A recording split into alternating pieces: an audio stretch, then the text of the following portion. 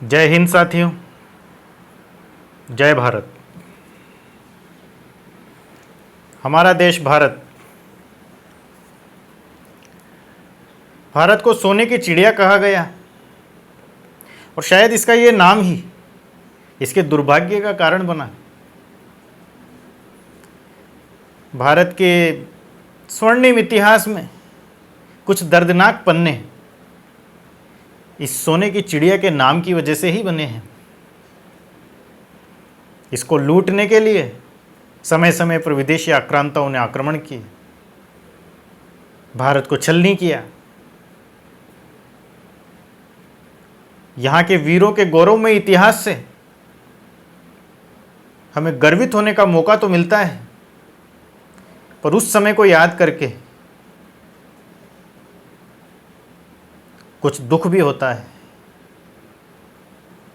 कि मात्र अपनी विजय सनक को पूरा करने के लिए या अपने लालच को पूरा करने के लिए कैसे कुछ क्रूर शासकों ने, कुछ विदेशी आक्रांताओं ने भारत को छलनी कर दिया। इसका क्रम प्रारंभ होता है सिकंदर से। इतिहासकारों ने सिकंदर को महान तो कह दिया, पर यह कैसी महानता थी कि अपनी विजय सनक को पूरा करने के लिए हजारों लाखों लोगों को कत्ल कर दिया जाता है, चाहे वो फारस के लोग हों या भारत की सीमा पे पहुंचे सिकंदर के द्वारा कत्ल किए गए पोरस की सेना के वो वीर। सिकंदर के बारे में जानते हैं, सिकंदर फिलिप का बेटा था। उसके पिता का नाम फिलिप था, गुरु का नाम अरस्तु, जो जग जाहिर है। राज्यभार संभालते ही सिकंदर को विजय सनक चढ़ी। उसने सर्वप्रथम अपने आसपास के क्षेत्रों को जीतकर यूनान को अपने अधीन कर लिया। संपूर्ण यूनान का शासक वो बन गया। उसके बाद दारा तृतीय, जो अपने पूर्वजों की तरह सक्षम नहीं था, उस पर आक्रमण करता है, संपूर्ण ईरान को तहस नहस कर देता है। ईरान जीतकर उसके हौसले और बढ़ जाते हैं। वो बढ़ता है भारत की तरफ। भारतवर्ष में उस समय बहुत संपन्नता थी। उसने ईरानियों से भारत के चर्चे सुने थे। ईरानियों ने कुछ उत्तर पश्चिमी क्षेत्रों को जीता भी था। तो उसे लगा कि जब ईरानी भारत के ये क्षेत्र जीत सकते हैं तो वो तो महान है। उसने ईरान को हराया है तो वो तो संपूर्ण भारत को जीत लेगा।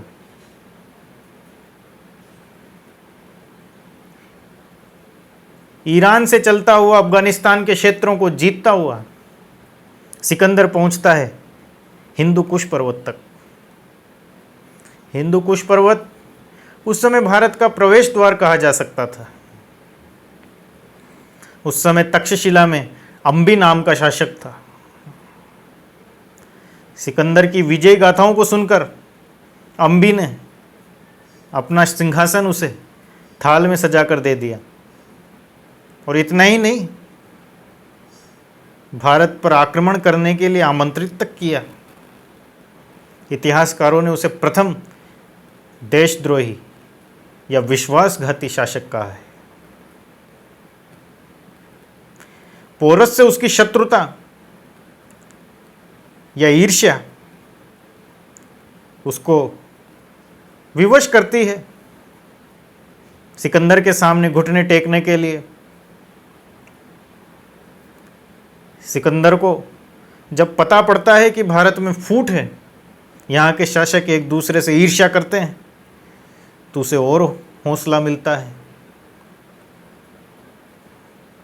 सीमावर्ती छोटे छोटे कबीलों को जीतता हुआ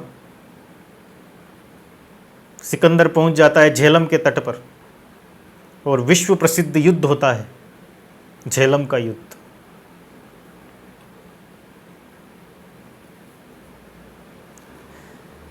झेलम के युद्ध में सिकंदर को जीत तो मिली, पर वो जीत इतनी आसान नहीं थी। उसके सामने था महान प्रतापी पोरस, जिसे पुरु भी कहा गया है। पोरस के पास अत्यंत वीर सैनिक थे, उसकी सेना विशाल थी,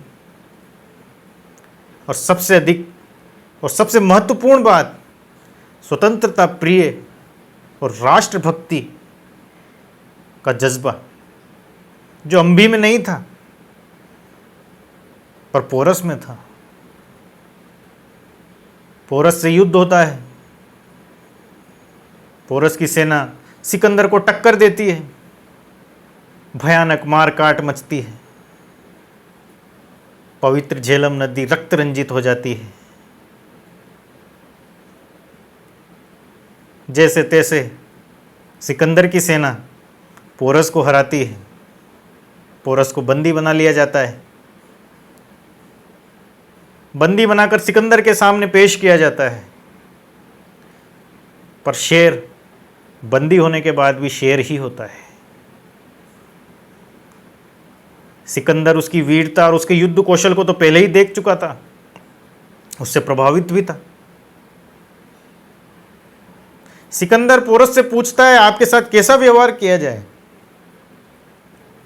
पोरस एक वाक्य में अपना वीरोचित और प्रशंसनीय, जो इतिहास प्रसिद्ध हुआ, जवाब देता है।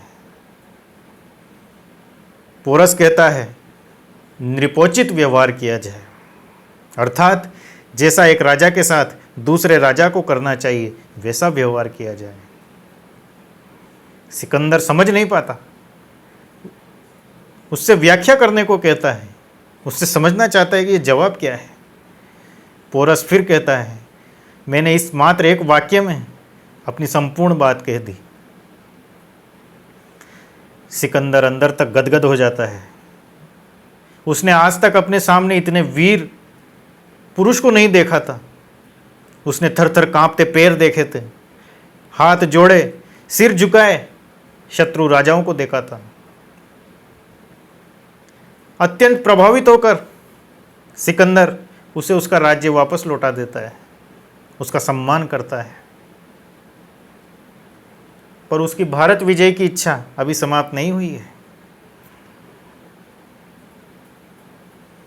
अपने भारत के विजय के अभियान को वो आगे बढ़ाता है। पोरस और सिकंदर के युद्ध के बाद संपूर्ण भारतवर्ष में सिकंदर के आने की खबर फैल चुकी थी, और उस समय मगध में नंद का राज्य था। नंद के नाश और चाणक्य की कथा हमने हमारे पिछले वीडियो में सुनी है। चंद्रगुप्त मौर्य के बारे में जो वीडियो मैंने बनाया है, आप उससे जाकर सुनिए, उसे देखिए। सिकंदर के आगे के अभियान को विस्तार से अगले वीडियो में जानेंगे। अगर आपको मेरा प्रयास, जो मैं इतिहास को साधारण शब्दों में आप तक लाने का प्रयास कर रहा हूँ, पसंद आया हो तो वीडियो को लाइक करें, शेयर करें, चैनल सब्सक्राइब करें। जय हिंद, जय भारत।